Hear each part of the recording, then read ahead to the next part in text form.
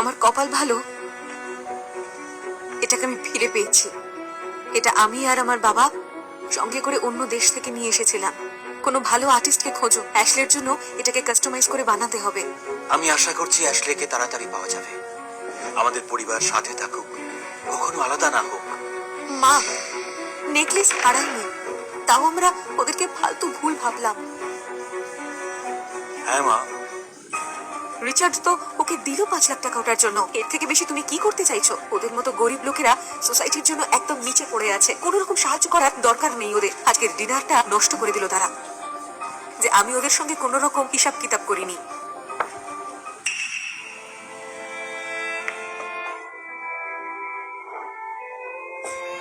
Richard, তোমার মতির হারটা আবার পড়ে গেল।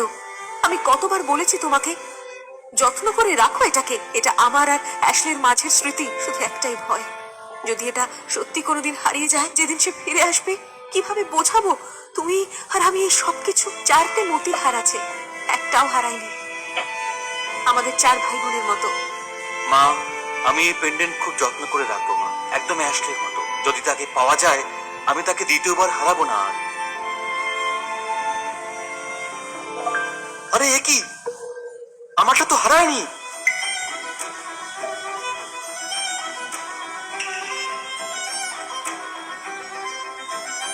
এটা তার মানে অ্যাশলের মতির হার।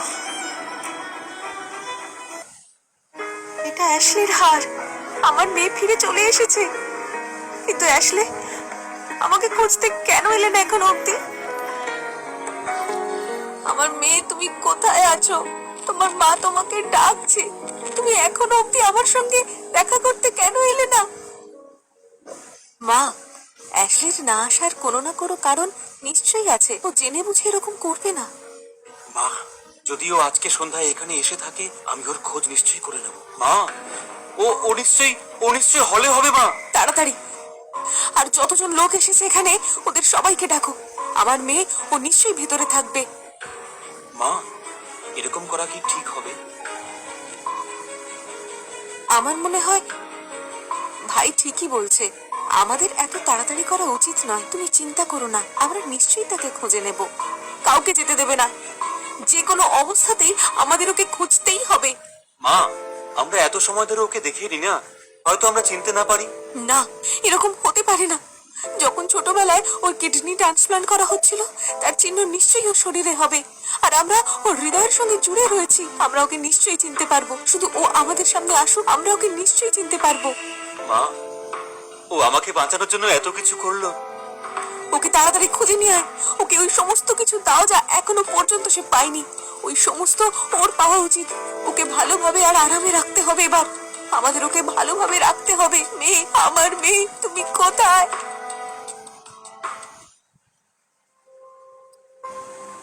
ডাক্তারবাবু, আমার মা। এনার অবস্থা আগে থেকেও খারাপ, আর যে 5 লাখ আপনি দিয়েছিলেন সেটা যথেষ্ট নয়। যদি আপনি সার্জারির জন্য আরো টাকা জমা করে দেন, তো সম্ভবত ইনি বাঁচতে পারেন, না হলে কিছু করা যাবে না। না ডাক্তারবাবু, আমি আপনার কাছে হাত জোড় করছি। আমি সত্যি নিজের মাকে ছাড়া থাকতে পারবো না। সে অনেক পরিশ্রম করে আমাকে এত বড় করেছে। সে নিজের জন্য কখনোই কিছু করেনি। প্লিজ ডাক্তারবাবু, প্লিজ বাঁচিয়ে দিন ওনাকে। আরে তুমি কান্না বন্ধ করো, প্লিজ কিছু করে টাকা জমা করে দাও। আমি টাকা চাই? আমি আছি না। আপনি এখানে কি বাইরে যাও। এটা কি মনে হচ্ছে তোমার মায়ের মধ্যে তোমার বাবার মতো শক্তি নেই? এখন তো কিছুদিনই হয়েছে। তুমি এখানেও কি আমাকে জ্বালানোর জন্য এসেছো? আমার মা একদম ঠিক ছিল। তুমি তাকে নিজের গাড়িতে ধাক্কা মেরেছো, আর এই জন্য তার আজকে এই অবস্থা। তার লিভার ফেল করেছে। 5 লাখ টাকাও যথেষ্ট নয় চিকিৎসার জন্য। আমরা এমনিতেই সমস্যায় আছি। তুমি আমাদের একলা ছেড়ে দাও না। আমি কি করে তোমায় একলা ছেড়ে দিই? আমি বললাম তো, আমি আজ এখানে তোমাকে টাকা দিতে এসেছি। যদি না চাই তো। কি বলছো? ওয়েল, আমার বন্ধুর বোনের শরীর খারাপ, ওর কিডনি ট্রান্সপ্লান্টের দরকার।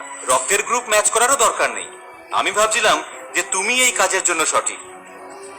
শুধু তোমাকে নিজের কিডনি দিতে হবে, তার পরিবর্তে ও তোমাকে 20 লাখ টাকা দেবে। 20 লাখ, ঠিক আছে না? আমি কখনো মিথ্যা কথা বলি না। আর তোমার টাকার ব্যবস্থাও হয়ে যাবে। তুমি কি সত্যি বলছো?